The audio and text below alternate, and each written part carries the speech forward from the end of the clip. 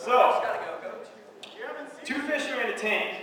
One looks at the other and says, "How do you drive this thing?"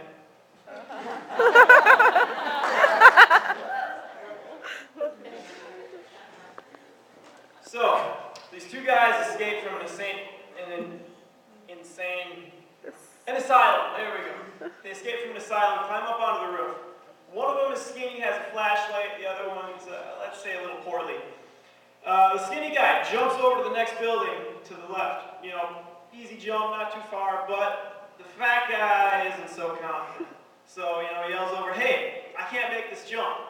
So, you know, skinny guy with the flashlight, he's a thinker. You know, he says, "Okay, here's what I'll do. I'll turn on this flashlight and shine it across the gap. What you gotta do is run across in the beam of light up to the other side." Well, the fat guy, he's the real thinker. He knows what's going on. He says, "You think I'm an idiot? I'm never gonna do that." So,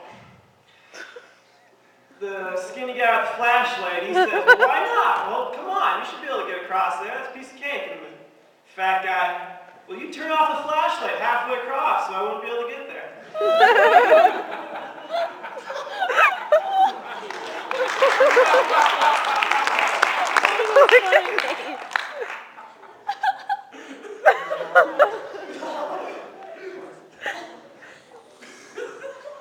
All right, Batman and Robin are out in the desert, camping. All right, and they have a tent for sleeping. And then eventually, Batman wakes up and says, "All right, I'll wake up Robin too." So, you know, Robin gets up and they're both a little groggy. Batman says, "Robin, look up at the stars. What does this tell you?" And Robin says, "Well, it's a full moon.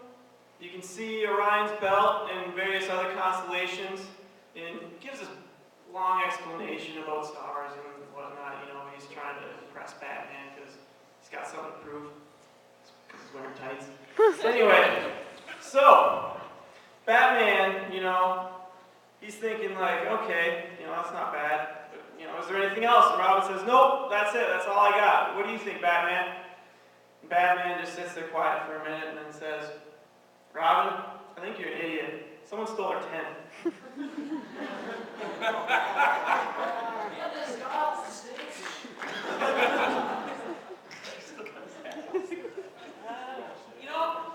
One more. Yeah, all right, fine. This one is actually a true story.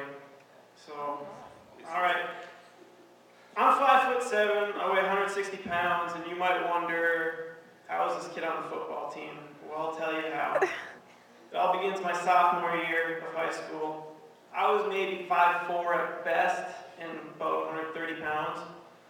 But I was on the football team regardless, and I had shoulder pads, I kid you not. They gave me the biggest shoulder pads ever, like that big. So I couldn't lift my arms up above my head or anything like that, but that wasn't even a problem. I was still pretty decent. But I had to be a part of an elite team, you could call it. Now, this wasn't just any team because I was the captain of it, which made me quite proud. The only problem was I was the only person on that team, and that team was known as the PAT return team. Now, for those of you who don't know football, cross country, and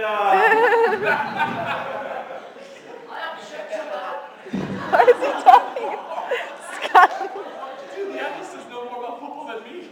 Anyway, PAT return. PAT stands for point after touchdown, which is where they kick the ball through the uprights. Well, it was my job to get that ball and return it to the kicker because the coaches didn't think I could do anything else. So, for half of practice, I'd go sit in the woods behind the uprights and wait for footballs to fly into the woods.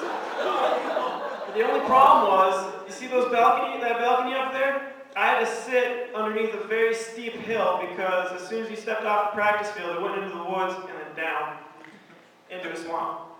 So I sat in a swamp every day at practice for half a day by myself. You know, you can't really hear nothing down there.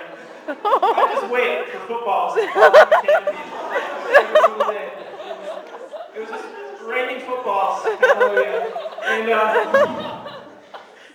I eventually found this little stump, you know, and I'd sit down on this thing every day, you know, because it gets tiring standing in a swamp. So I'd sit down, you know, still waiting for those footballs to come down. And, well, it's the UP, and it got cold by October, so next thing you know, I'm building a little fort around my little stump here. Nothing fancy, it's just a wall of twigs that came up and hung over, kept me out of the rain, kept me out of the wind. Oh, good times, good times. I thought about starting a fire, a little fire, but never got around to it. And, well, one day I was sitting down there eating some really old raspberries that somehow had fallen off a tree. And I'm just thinking to myself, this ain't a half bad gig I got, I'm sitting down here in these woods, this little swamp here. Thought about running away and becoming a hermit, living down there. Being a legend in some Boy Scouts campfire story or something.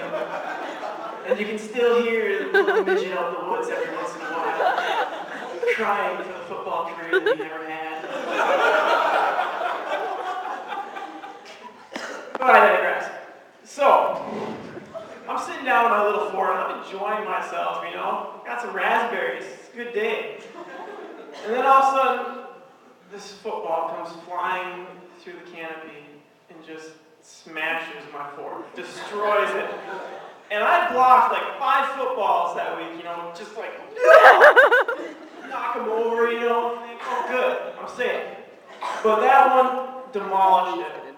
So, I'm sitting there in the rain, on my stump, soaking wet. It's starting to snow, it's maybe 40 degrees.